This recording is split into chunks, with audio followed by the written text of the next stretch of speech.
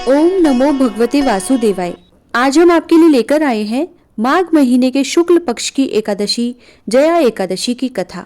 भगवान श्री कृष्ण बोले, हे अर्जुन, माघ मास की शुक्ल पक्ष की एकादशी का नाम जया है।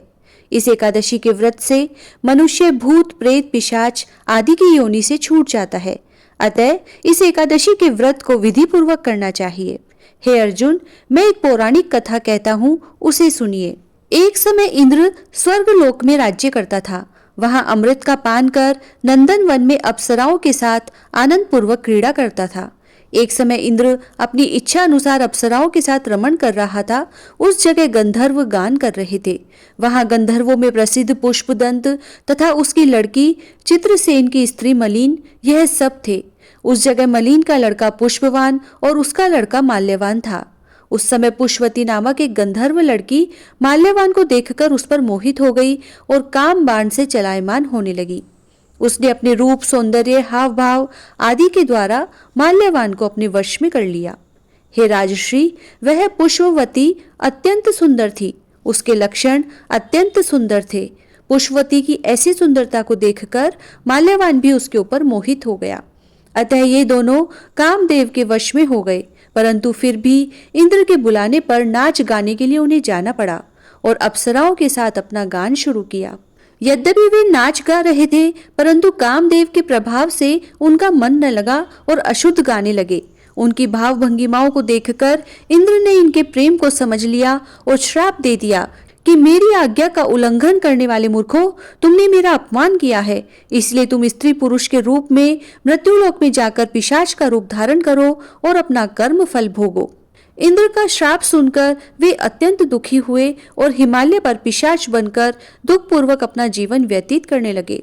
उन्हें गंध, रस, स्पर्श आदि का कुछ भी ज्ञान नहीं था। उन्हें उस जगह महान दुख मिल रहे थे। रात दिन में उन्हें एक क्षण भी निद्रा नहीं आती थी। उस स्थान पर अत्यंत सर्दी थी, जिसके कारण उनके रोमांच खड़े हो गए। उनके दांत भी सर्दी से कटकटा रहे थे। एक दिन पिशाच ने अपनी स्त्री से कहा, न मालूम हमने पिछले जन्म में कौन से पाप किए हैं जिससे हमें इतनी दुखदायी यह पिशाच योनि प्राप्त हुई है। पिशाच योनि से तो नरक के दुख सहना उत्तम है। इसी प्रकार अनेक विचारों को करते हुए अपने दिन व्यतीत करने लगे। देवयोग से एक दिन माघ मास के शुक्ल पक्ष की जया एकादशी की एकादशी आई।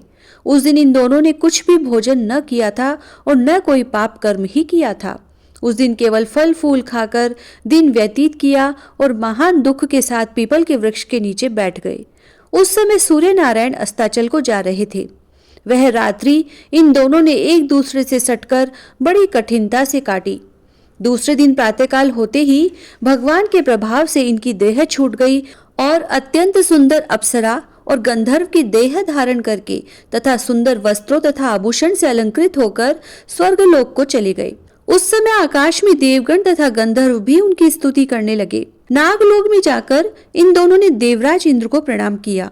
इंद्र को भी इनका अपने प्रथम रूप में देखकर महान आश्चर्य हुआ और उनसे पूछने लगे कि तुमने अपनी पिशाच देह से किस प्रकार छुटकारा पाया, सो सब कहो। इस पर माल्यवान बोले कि हे देवेंद्र, भगवान विष्णु के प्रभाव तथा जया एकादशी के व्रत के पुण्य से हमारी पिशाच योनि छूटी है। तब इंद्र बोले, हे माल्यवान, एकादशी का व्रत करने से तथा विष्णु के प्रभाव से तुम लोग पिशाच की देह को छोड़कर पवित्र हो गए हो और हम लोगों के भी वंदनीय हो गए हो, क्योंकि शिव तथा विष्णु भक्त हम लोगों के वंदना करने योग्य है। अतः आप धन्य है, धन्य है। अब तुम पुष्पवती के साथ जाकर विहार करो। हे अर्जुन, इस प्रकार इस जया एकादशी के व्रत को करने से समस्त कुयोनि नष्ट हो जाती है।